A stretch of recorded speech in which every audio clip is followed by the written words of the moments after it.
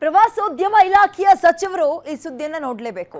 ಕೋಟೆಯ ರಕ್ಷಣೆಗೆ ಮುಂದಾಗದೆ ನಿದ್ರೆಗೆ ಜಾರಿದ್ಯಾ ಅಲ್ಲಿನ ಜಿಲ್ಲಾಡಳಿತ ಅನ್ನೋ ಪ್ರಶ್ನೆ ಇದೆ. ಐತಿಹಾಸಿಕ ಬೀದರ್ ಕೋಟೆಯ ಗೋಡೆ ಕುಸಿತ ಕಂಡಿದೆ. ಕೋಟೆಯ ಗಗನ್ ಮಹಲ್ ಬಳಿ ಗೋಡೆ ಕುಸಿತ ಕಂಡಿದ್ದು ಸೂಕ್ತ ನಿರ್ವಹಣೆ ಇಲ್ಲದಿದ್ದರಿಂದ ಈ ರೀತಿ ಸ್ಥಿತಿ ನಿರ್ಮಾಣ ಆಗಿದೆ.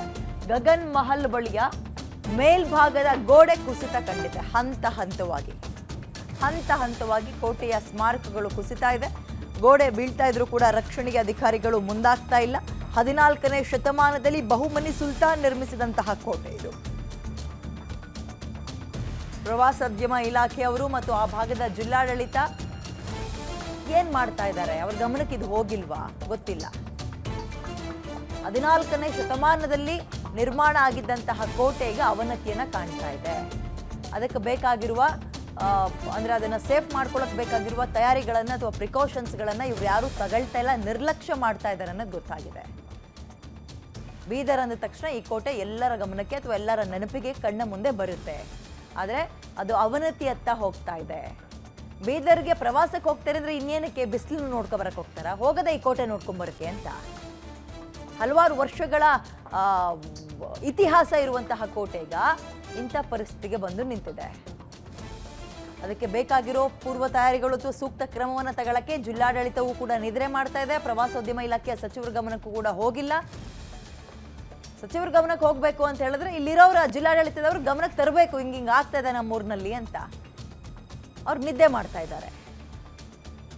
ಗಗನ್ ಮಹಲ್ ಬಳಿಯ ಮೇಲ್ಭಾಗದ ಗೋಡೆ ಕುಸಿತ ಅಂಡ್ ಪ್ರವಾಸೋದ್ಯಮ ಇಲಾಖೆಯ ಸಚಿವರುಗಳು ಎಸ್ ಈ ಕಡೆ ಪ್ರವಾಸೋದ್ಯಮಕ್ಕೆ ನೀವು ಉತ್ತೇಜನ ಕೊಡ್ತೀರಿ ಅಂತೀರಿ. ಉತ್ತೇಜನ ಅಂದ್ರೆ ಯಾವ ರೀತಿಯಾಗಿ?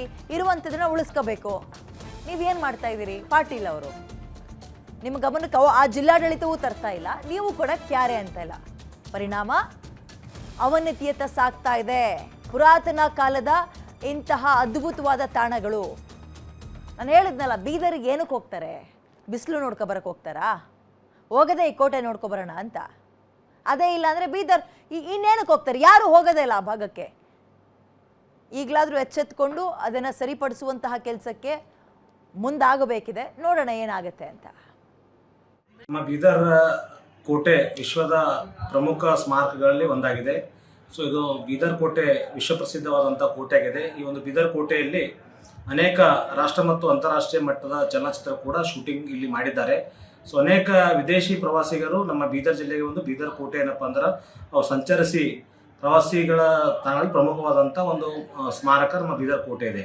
ಆದರೆ ಇವತ್ತ ಧಾರಾಕಾರವಾಗಿ ಮಳೆ ಸುರಿದ್ರಿಂದ ಆ ಒಂದು ಕೋಟೆಯ ಗೋಡೆ ಭಾಗಗಳು ಮತ್ತು ಕೆಲವೊಂದು ಸ್ಮಾರಕದ ಅವು ಕೆಲವೊಂದು ಒಂದು ಭಾಗ ಏನಪ್ಪ ಅಂದ್ರೆ ಮಳೆಯಿಂದಾಗಿ ಹಾನಿಗೊಳಗಾಗಿವೆ.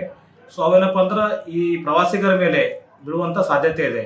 ಸೊ ಈ ಒಂದು ಅನಾಹುತ ಆಗೋದಕ್ಕಿಂತ ಮುಂಚೆನೇ ಏನಪ್ಪ ಅಂದ್ರೆ ಎಚ್ಚೆತ್ಕೊಂಡು ಇವತ್ತು ನಮ್ಮ ಜಿಲ್ಲಾಡಳಿತ ಆಗಿರ್ಬೋದು ಅಥವಾ ರಾಜ್ಯ ಸರ್ಕಾರ, ಕೇಂದ್ರ ಸರ್ಕಾರ ಇದ್ರ ಬಗ್ಗೆ ತಕ್ಷಣ ಸ್ಪಂದನೆ ಮಾಡಿ ಸೊ ಒಂದು ಅನಾಹುತ ಆಗೋದಕ್ಕಿಂತ ಮುಂಚೆನೇ ಇದು ರಿಸ್ಟೋರೇಷನ್ ಮಾಡುವಂಥ ಕೆಲಸ ನಮ್ಮ ಈ ಒಂದು ಆಡಳಿತ ಪರವಾಗಿ ಮಾಡಬೇಕಾಗಿ ನಾನು ವಿನಂತಿ ಮಾಡ್ಕೊಳ್ತೀನಿ.